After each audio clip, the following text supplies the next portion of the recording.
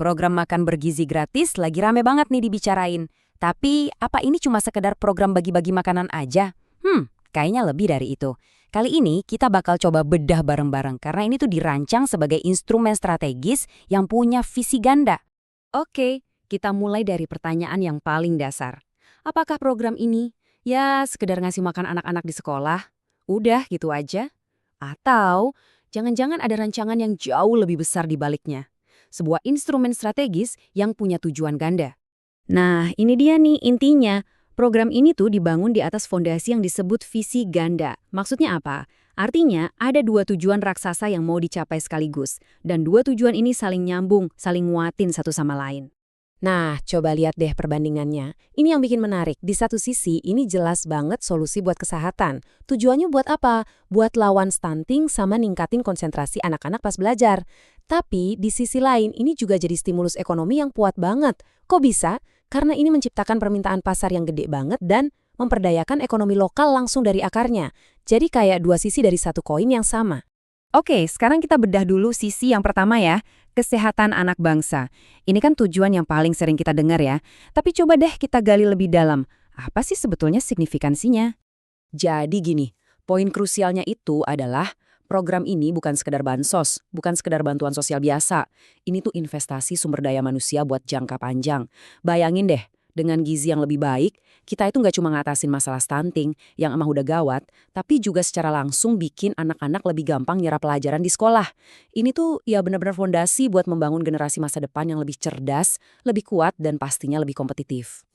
Oke, cukup soal kesehatan. Sekarang kita pindah ke sisi lain dari visi ganda ini. Sisi yang mungkin jarang dibahas, tapi sama pentingnya.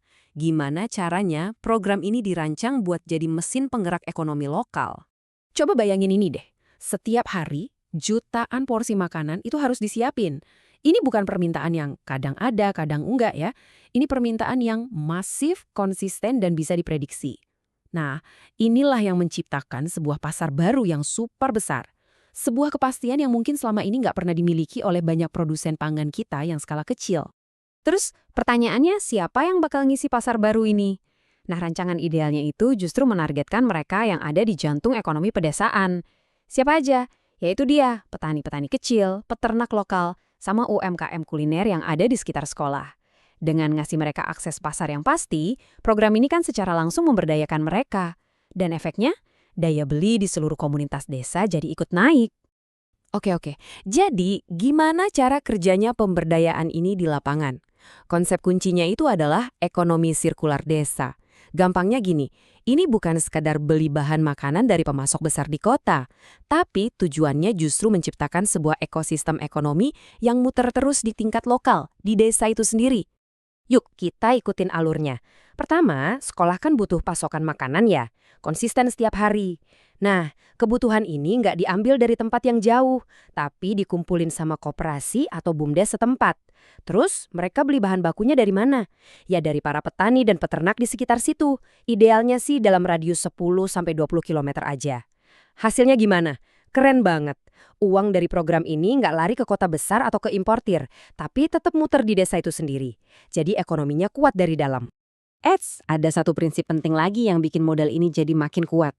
Namanya diversifikasi. Artinya apa? Artinya nggak bakal ada tuh menu nasi sama ayam yang sama rata dari Sabang sampai Merauke. Justru sebaliknya, program ini dirancang untuk memanfaatkan apa yang jadi keunggulan pangan di tiap-tiap daerah. Dan ini gambaran kerennya. Anak-anak di Papua, ya makanannya bisa berbasis sagu. Di NTT, ya pakai jagung. Di wilayah pesisir, ya pastinya pakai ikan segar. Ini nggak cuma mendukung ketahanan pangan regional karena pakai apa yang emang tumbuh subur di sana, tapi juga secara aktif ngebantu melestarikan kekayaan dan warisan kuliner Nusantara kita. Keren kan? Tapi tentu aja ya, sebuah visi sebesar ini pasti ada tantangannya. Nggak mungkin mulus-mulus aja. Kunci buat mengubah visi ini jadi kenyataan adalah dengan mengantisipasi resikonya. Dan yang paling penting, membangun sistem pengawasan yang kuat dari awal. Nah, di sini kita bisa lihat pemetaan tantangan utamanya. Pertama, risiko inefisiensi dan korupsi. Ini harus dilawan pakai apa? Transparansi anggaran total, nggak ada yang ditutup-tutupin. Kedua, ancaman dominasi produk impor. Ini bisa diatasi dengan aturan yang tegas untuk memprioritaskan petani lokal kita. Dan yang paling penting, gimana cara mastiin kualitas makanannya bagus? Nah, jawabannya ada di pengawasan langsung oleh mereka yang paling berkepentingan, yaitu orang tua dan komunitas sekolah itu sendiri. Kutipan ini benar-benar jadi penekanan poin yang paling penting. Keberhasilan program ini di lapangan nanti, di setiap sekolah, itu sangat bergantung pada partisipasi aktif kita semua. Masyarakat dan orang tua itu posisinya bukan cuma sebagai penerima manfaat, tapi juga harus jadi pengawas independen. Buat apa? Buat mastiin setiap anak dapat makanan yang berkualitas dan setiap rupiah anggarannya dipakai dengan benar. Jadi, kita udah lihat sama-sama Cetak Birunya, sebuah program dengan visi ganda yang luar biasa.